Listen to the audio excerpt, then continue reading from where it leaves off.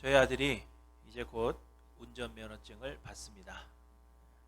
세월이 참 빠르죠. 제가 9살 때 하일랜드 교회 데리고 왔는데 이제 운전면허를 받을 때가 되었으니 굉장히 빠르죠. 일반적으로 운전면허증을 받을 수 있는 나이는 18세이지만 고등학생들의 경우에는 학교에서 혹은 사설학원에서 수강을 하면 16세에 운전면허증을 받게 됩니다.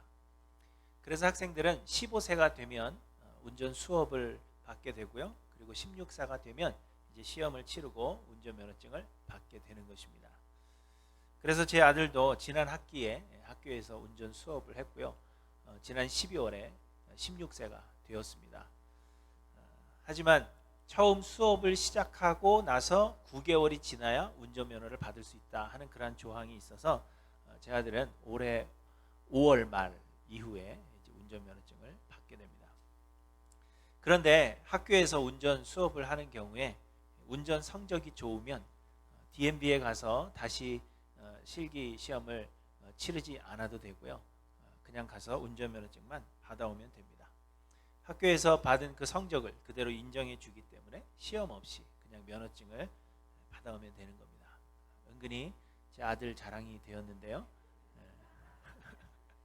그래서 저희 아들은 학교에서 운전 그 실기 성적이 좋았기 때문에 이제 다시 시험을 치를 필요가 없고 이제 5월 말 이후에 가서 그냥 운전면허증을 받아오기만 하면 되는 겁니다. 여러분 6월부터는 도난일 지역에 오실 때 조심하셔야 됩니다.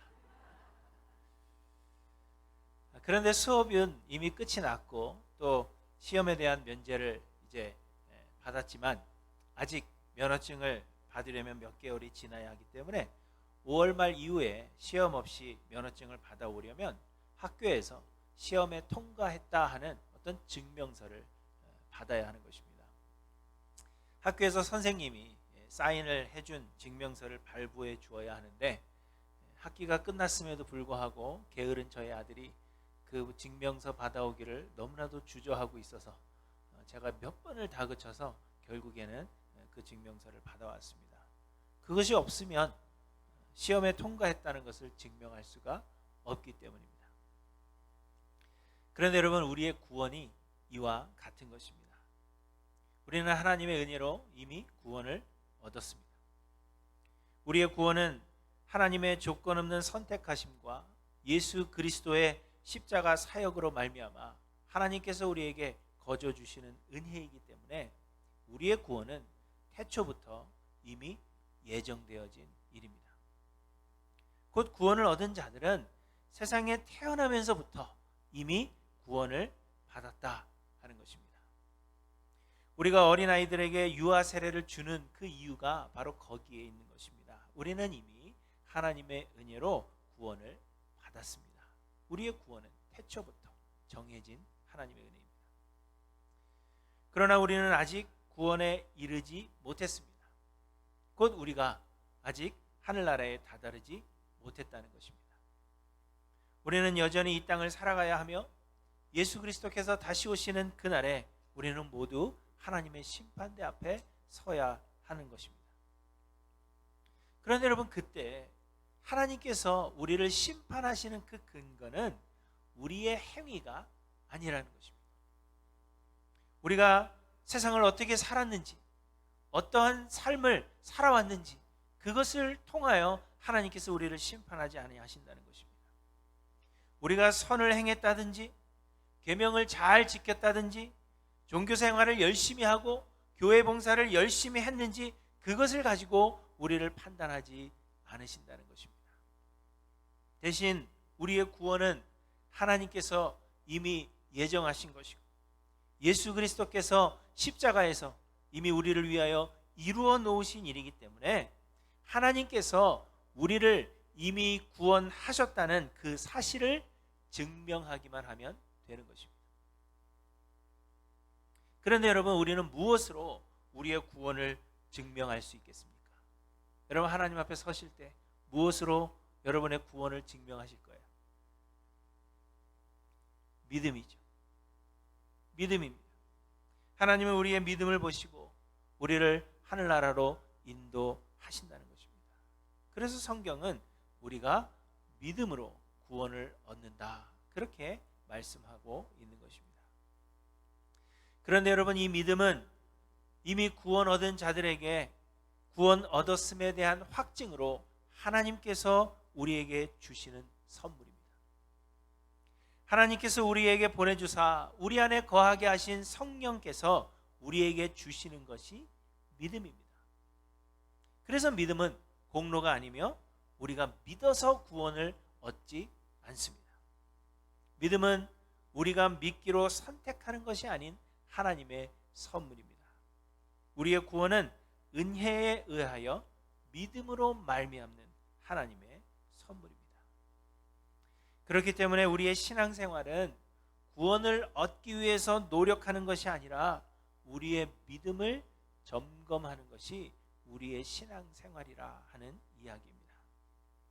우리에게 구원의 패스가 될 만한 하나님께서 선물로 주신 그 믿음이 있는가, 그것을 항상 점검하는 것이 곧 우리의 신앙생활이 되어야 한다는 것입니다. 아무리 선한 일을 많이 하고 하나님의 계명을 지키며 살았다고 해서 그것이 우리의 구원의 증거가 될 수는 없다는 것입니다. 종교 생활을 열심히 하며 교회 봉사 도맡아 했다고 해서 그것이 우리의 구원의 보장이 되지 못한다는 것입니다. 다만 중요한 것은 우리의 믿음이라는 것입니다. 그래서 우리는 무엇을 하는 것이 중요한 것이 아니라 우리의 믿는 바가 무엇인지, 내가 무엇을 믿고 있고 그 믿음을 굳건히 붙잡고 있는지, 우리의 믿음이 무엇인가, 그것을 확인해야 한다는 것입니다. 그렇다면 여러분은 구원을 얻으셨습니까? 여러분은 마지막 날 하나님 앞에 섰을 그때 하나님께 보여드릴 우리의 구원의 패스가 될 만한 그 믿음을 여러분은 소유하고 있는가? 하나님은 그 믿음을 우리에게 주셨는가? 그것을 돌아봐야 한다는 것입니다. 그리고 그렇다면 여러분, 그 믿음이라는 것은 과연 무엇이겠습니까? 하나님은 아람과 북이스라엘을 패망케 하시고 주변의 여러 나라들을 멸하실 것이며 아수르를 멸하실 것이라 그렇게 말씀하셨습니다. 뿐만 아니라 유다 역시도 패망하게 될 것을 하나님은 이사야 선지자를 통하여 말씀하셨습니다. 곧 이 세상은, 우리가 사는 이 세상은 영원하지 않으며 결국 이 세상은 모두 멸망하여 사라지게 될 것을 말씀하고 있는 것입니다. 그러나 하나님은 소수의 사람들을 구원하실 것을 말씀하셨습니다. 그날의 이스라엘의 남은 자와 야곱 족속의 피난한 자들이 다시는 자기를 친자를 의지하지 아니하고 이스라엘의 거룩하신 이 여호와를 진실하게 의지하리니 남은 자, 곧 야곱의 남은 자가 능하신 하나님께로 돌아올 것이라 이렇게 말씀하십니다. 하나님은 온 세상을 멸하실 것이고 우리가 사는 이 세상도 곧 없어지게 될 것이지만 하나님께서 구원하실 남은 자들이 있다는 것입니다. 그리고 하나님은 하나님께서 그 남기신 사람들을 하나님께서 세우시는 하나님의 나라로 인도하시리라고 말씀하고 있습니다. 지난주 본문이었던 이사야 11장은 그렇게 세우시는, 하나님이 세우시는 그 하나님의 나라가 어떤 곳인지를 우리에게 설명해 주십니다. 그리고 오늘 본문은 구원을 얻은 남겨진 사람들, 그들의 구원에 대한 반응은 과연 어떠한 것인가 하는 것을 우리에게 말씀해 주시는 것입니다. 그렇다면 여러분, 구원을 얻은 남겨진 사람들은 과연 구원에 대하여 어떻게 반응하는 것인가? 오늘 본문을 통해서 몇 가지로 생각해 보고자 합니다. 첫째로, 구원을 얻은 자는 하나님께 감사합니다. 1절에 보시면 그날에 내가 말하기를 여호와여 주께서 전에는 내게 노하셨사오나 이제는 주의 진노가 돌아섰고 또 주께서 나를 안위하시오니 내가 주께 감사하겠나이다 할 것이니라 이렇게 말씀하십니다. 구원 얻은 자들은 내가 하나님께 감사합니다 그렇게 고백할 것이라고 이야기하고 있는 것입니다. 여러분, 하나님께서 우리를 구원하신 것은 약간의 어려움에서 우리를 구원하신 것이 아닙니다. 하나님께서 우리를 구원하신 것은 영원한 죽음, 곧 하나님의 영원한 형벌 가운데서 우리를 구원해 주신 것입니다. 요한계시록 21장에서 천국은 다시는 사망이 없고 애통하는 것이나 곡하는 것이나 아픈 것이 다시 있지 않다, 그렇게 말씀하십니다. 그러나 그 반대로 하나님께서 심판하시는 그 형벌의 장소 지옥은 구더기도 죽지 않고 불도 꺼지지 않는 곳이라, 그렇게 말씀하십니다. 그리고 여러분, 그곳은 마귀와 그 사자들을 위하여 예비된 영원한 불이라, 그렇게 말씀하고 있습니다. 어떤 사람들은 지옥에 가도 하나님은 사랑의 하나님이시기 때문에 그냥 조금 고통받다가 없어질 것이다, 사라질 것이다, 그렇게 이야기하는 사람들이 있습니다. 그러나 성경은 분명하게 이야기합니다. 하나님께서 죄인들을 벌하시는 그곳은 영원한 불, 꺼지지 않는 불이고 구더기도 죽지 않는 곳이라, 그렇게 말씀하신다는 것입니다. 사라지지 않는다는 것입니다. 영원토록 고통받게 되는 것입니다.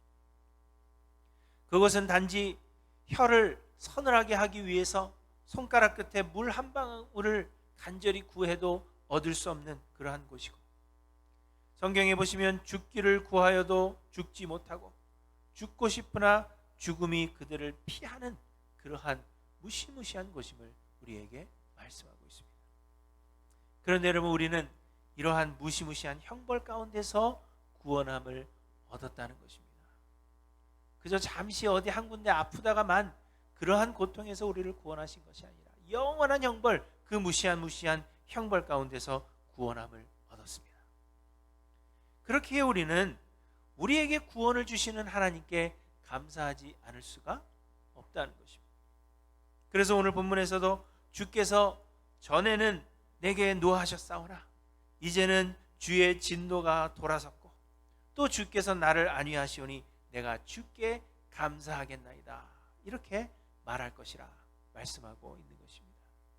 우리가 구원을 얻었기 때문에, 영원한 형벌에서 우리는 구원을 얻었기 때문에 구원 얻은 자들은 하나님께 감사하지 않을 수 없다는 것입니다.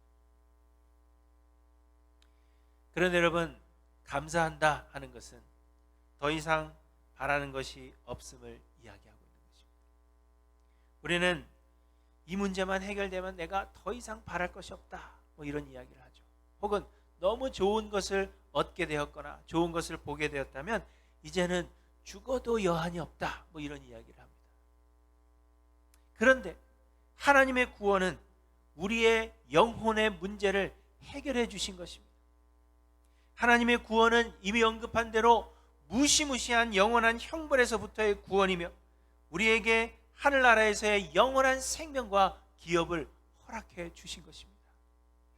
그렇다면 여러분, 우리가 세상에서 더 이상 바랄 것이 무엇이 있겠습니까?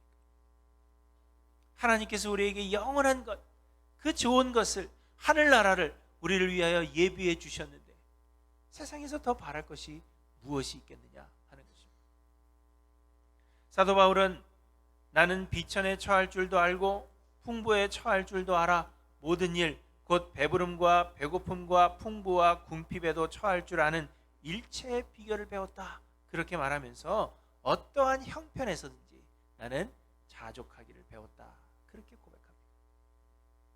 그런데 여러분, 바울이 이렇게 모든 상황에서 만족할 수 있는 것은 예수 그리스도께서 그에게 능력을 주셨기 때문이라, 그렇게 이야기하고 있습니다. 곧 하나님께서 그에게 이미 주신 그 구원이 모든 상황에 감사하고 만족할 만한 능력이 되는 것이라, 그렇게 고백하고 있는 것입니다. 나는 이미 하늘나라의 기업을 얻었고 나는 이미 구원을 얻었기 때문에 나는 모든 환경에서 만족할 만한 능력을 주께 받았다, 그렇게 고백하는 것입니다. 심지어 바울은 심한 박해를 받고 죽게 되더라도 죽는 것도 유익하다, 그렇게 고백하고 있습니다. 죽어도 좋다, 그런 이야기죠. 그 이유는 차라리 세상을 떠나서 그리스도와 함께 있는 것이 훨씬 더 좋은 일이기 때문이라, 그렇게 이야기하고 있는데, 이것은 하나님께서 허락하신 그 구원의 은혜로 말미암아 이미 하늘나라가 예비되어 있기 때문에 죽는 것도 유익하다, 죽는 것도 감사하다, 그렇게 고백할 수 있는 것입니다. 여러분, 이처럼 감사한다 하는 것은 더 이상 바라는 것이 없음을, 하나님께서 우리에게 허락하신 모든 것에 만족하고 감사하고 있다는 것을 이야기하고 있는 것입니다. 그러나 우리는 하나님의 구원의 은혜에 감사한다 그렇게 말하면서도 여전히 바라는 것들이 있습니다. 우리가 바라는 것들을 하나님께 간절히 간구해도 하나님께서 들어주지 않으신다 생각할 때 우리는 실망하고 때로는 하나님을 원망하기도 합니다. 그러하다면 여러분, 안타깝게도 우리는 입술로는 감사하다, 내가 구원을 얻었다 그렇게 고백한다 할지라도 여전히 구원 얻지 못한 것입니다. 많은 사람들이 예수 믿는 이유는 복을 받기 위함입니다. 그러나 구원은 우리의 선택이 아닌 하나님의 택하심이며, 믿음 역시도 우리의 선택이 아니라, 내가 선택하는 것이 아니라 하나님께서 믿게 하시는 선물이라 했습니다. 그러므로 우리가 여전히 복을 바라는 그러한 마음으로 예수 믿기를 내가 선택한 것이다 그렇게 생각하고 있다면 우리는 여전히 구원을 얻지 못한 것입니다. 사랑하는 성도 여러분, 여러분은 모든 상황에 만족하며 우리를 위해 예비하신 영원한 하늘나라 그 기업으로 인하여서 내가 이 땅에서 더 이상 바랄 것이 없다 그렇게 고백하시며 하나님께 감사할 수 있는지 여러분의 삶을 한번 돌아보시기를 바랍니다. 여전히 세상에서 원하는 것이 있고 여전히 욕심이 남아 있어서 더 많은 것을 얻기를 소망하고 그것을 하나님께 간구하는 신앙생활이라면 우리는 여전히 구원을 얻지 못한 것입니다. 나는 세상의 모든 환경에 만족하는지, 하나님께서 나에게 허락하신 모든 것으로 인하여 만족하며 감사하고 있는지 여러분의 삶을 돌아보시기를 바랍니다. 또한 여러분, 감사한다 하는 것은 표현해야 하는 것입니다. 그저 말로만 감사하다 하는 것은 진심으로 감사하는 것이 아닙니다. 누가복음 17장에 보시면 예수님께서 사마리아와 갈릴리 사이로 지나가시는데 문둥병자 10명이 예수님을 보고는 멀리서 소리쳐서 그들을 고쳐주시기를 간구합니다. 예수님께서 그들에게 제사장에게 가서 너희 몸을 보이라 그렇게 말씀하셨고, 그들은 예수님의 말씀을 듣고 제사장에게 가는 도중에 모은 병이 깨끗하게 나음을 받았다 그렇게 말씀하고 있습니다.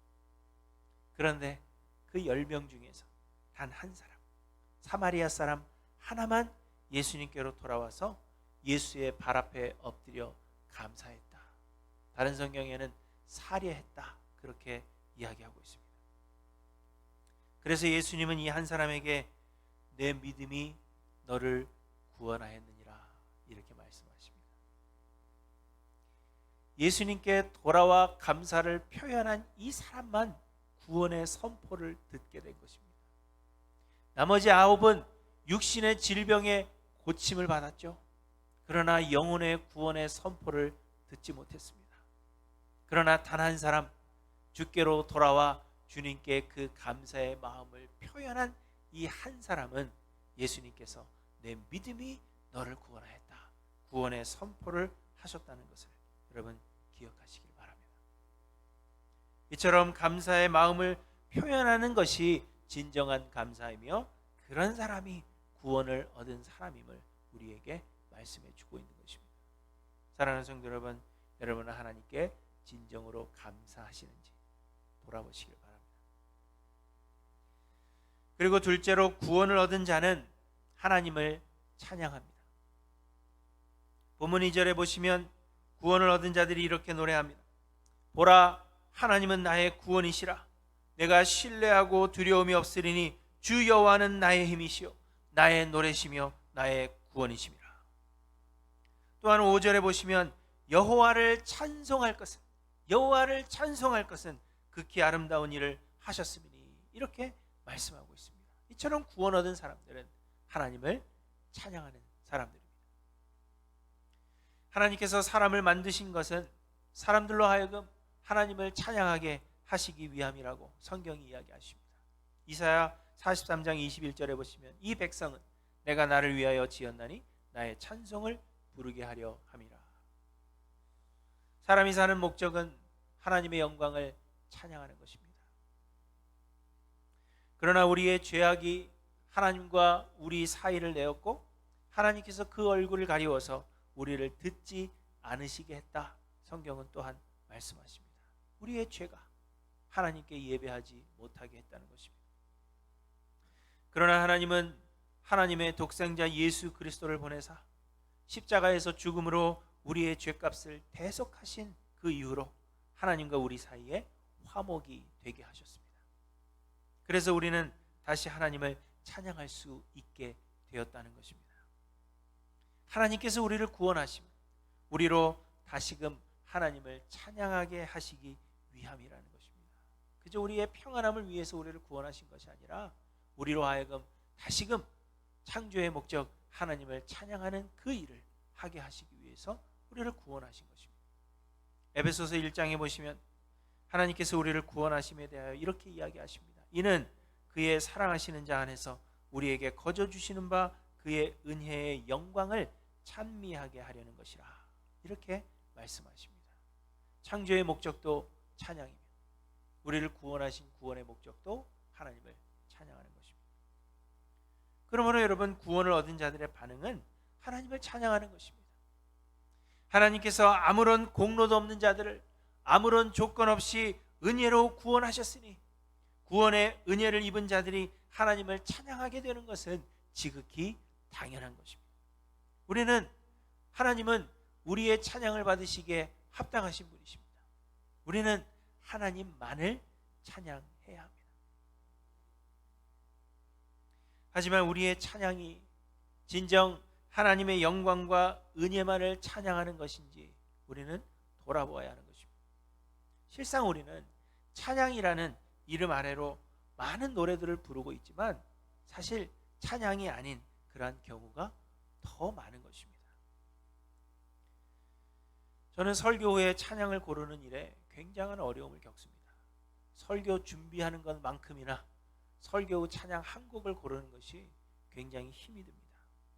왜냐하면 설교에 마땅한 주제의 찬양곡을 골라야 하는데 시중에 발표된 곡들 중에는 순수하게 하나님만을 찬양하는 그러한 주제의 곡들이 많지 않기 때문입니다.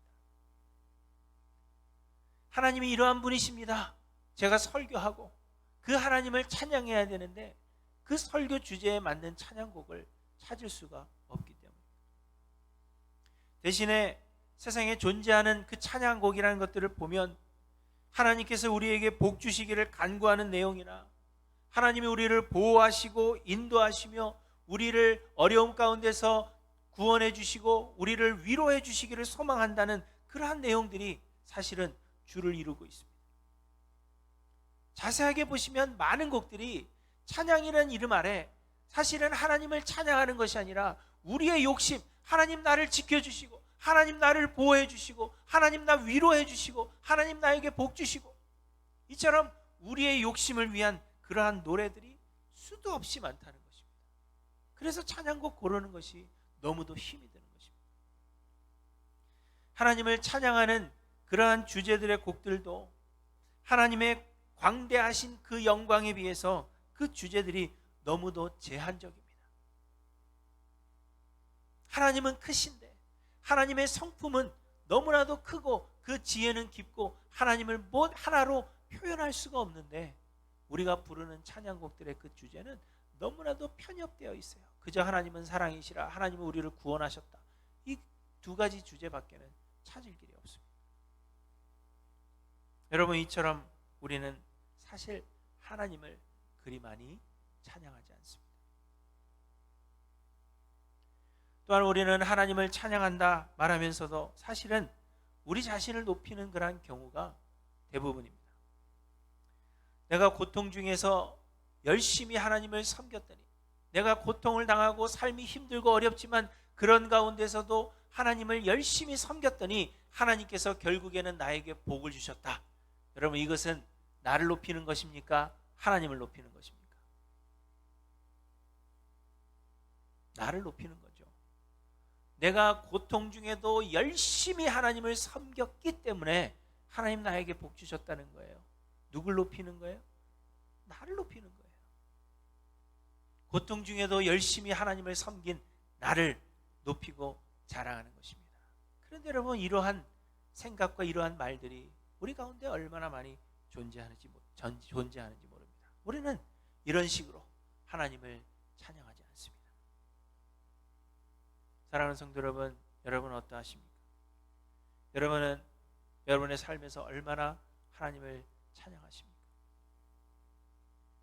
그렇지 않다면 우리가 아무리 종교 생활을 열심히 낸다고 해도 아직 구원을 얻지 못한 것입니다. 여러분 기억하시길 바랍니다. 그리고 셋째로, 구원을 얻은 자들은 하나님을 전파합니다. 본문 4절에 보시면 그날에 너희가 또 말하기를 여호와께 감사하라, 그의 이름을 부르며 그의 행하심을 만국 중에 선포하며 그의 이름이 높다 하라, 이렇게 말씀하십니다. 그리고 5절에도 보시면 여호와를 찬송할 것은 극히 아름다운 일을 하셨음이니 이를 온 땅에 알게 할지어다, 이렇게 말씀하십니다. 구원 얻은 자들은 하나님을 선포합니다. 사람들은 좋은 것을 소유하거나 혹은 남이 알지 못하는 놀라운 사실을 알게 되면 자랑하지 않을 수가 없는 것입니다.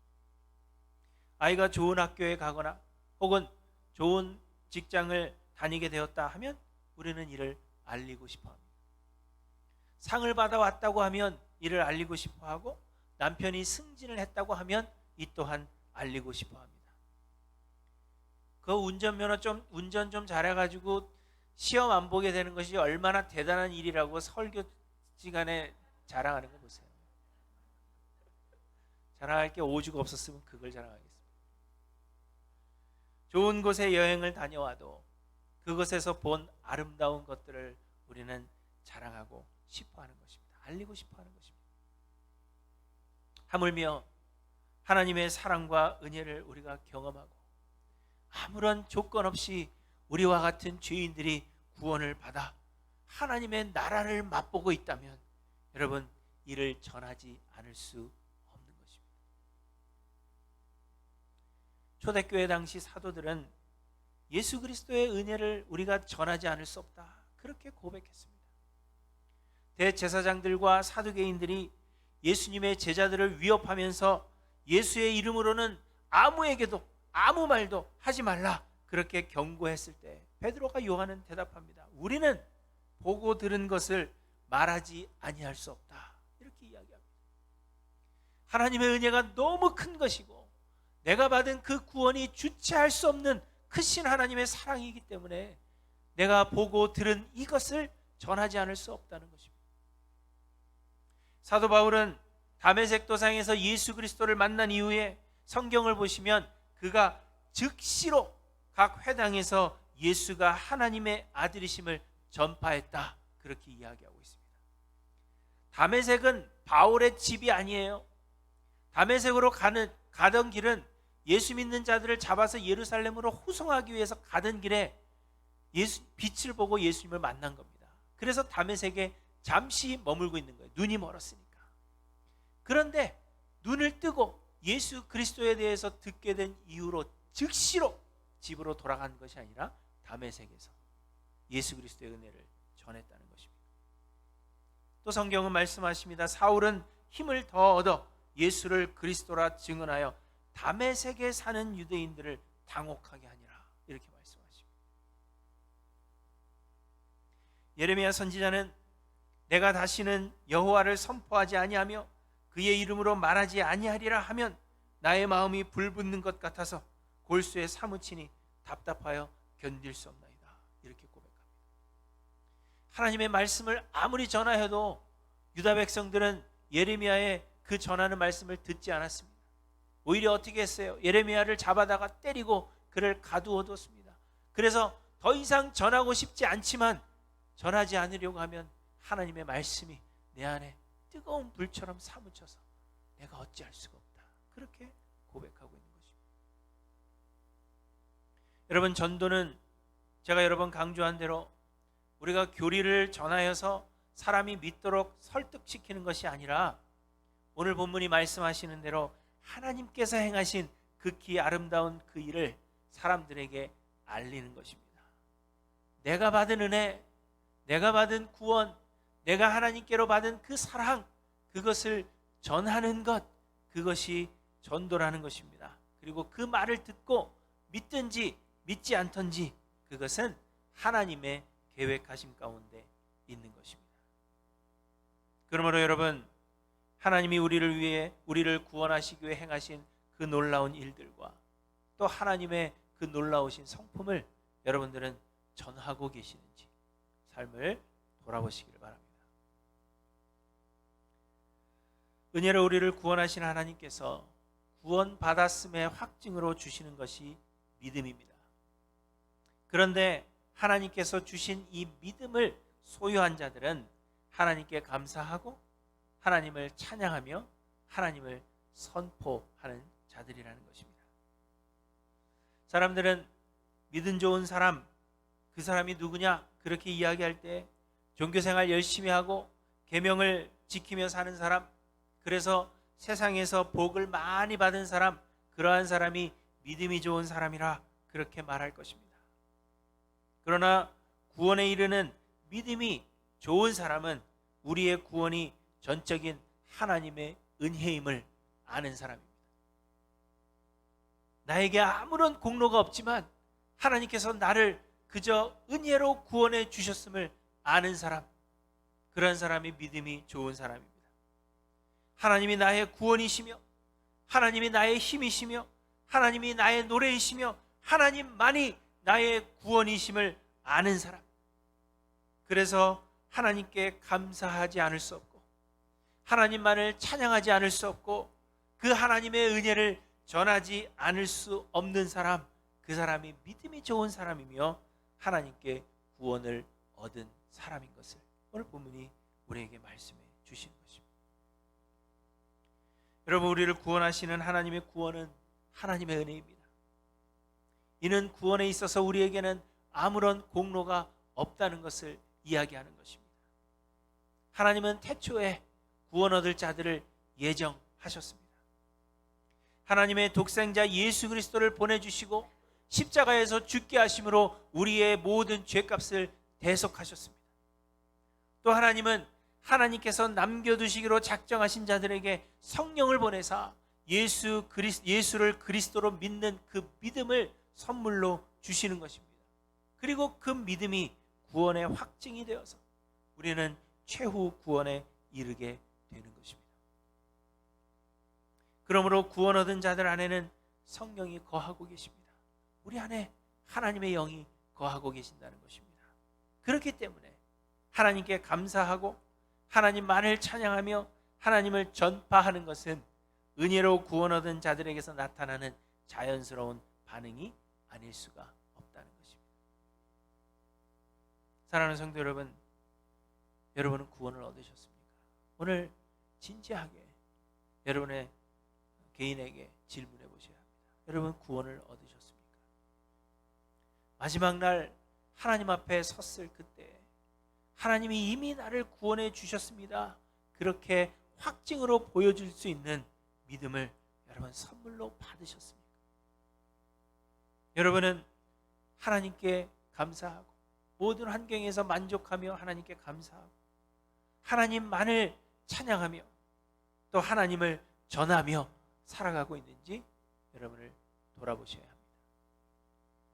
다른 구원의 확신이 아니라 나에게 어떤 능력이 있나 내가 하나님께 복을 받았나, 그러한 구원의 확신이 아니라 내가 하나님께 모든 환경에서 감사하고 나는 하나님만을 진실되게 찬양하며 하나님을 내 삶에서 자랑하고 전하는 그러한 삶을 살아가고 있는지, 그것이 우리의 구원의 확신입니다. 그런 것이 나타나야 구원의 확신이라는 것입니다. 구원은 하나님의 은혜입니다. 하나님만이 우리의 구원이십니다. 그러므로 여러분, 우리를 돌아보고 하나님 앞에 엎드려 겸손히 은혜를 구하시는 저와 여러분들 되시기를 간절히 소망합니다. 하나님께서 주시는 그 구원의 확증을 가지고 주님 오시는 그날까지 소망 가운데 살아가시는 하일랜드교회 모든 성도님들 되시기를 주님의 이름으로 간절히 축원합니다. 기도하십니다.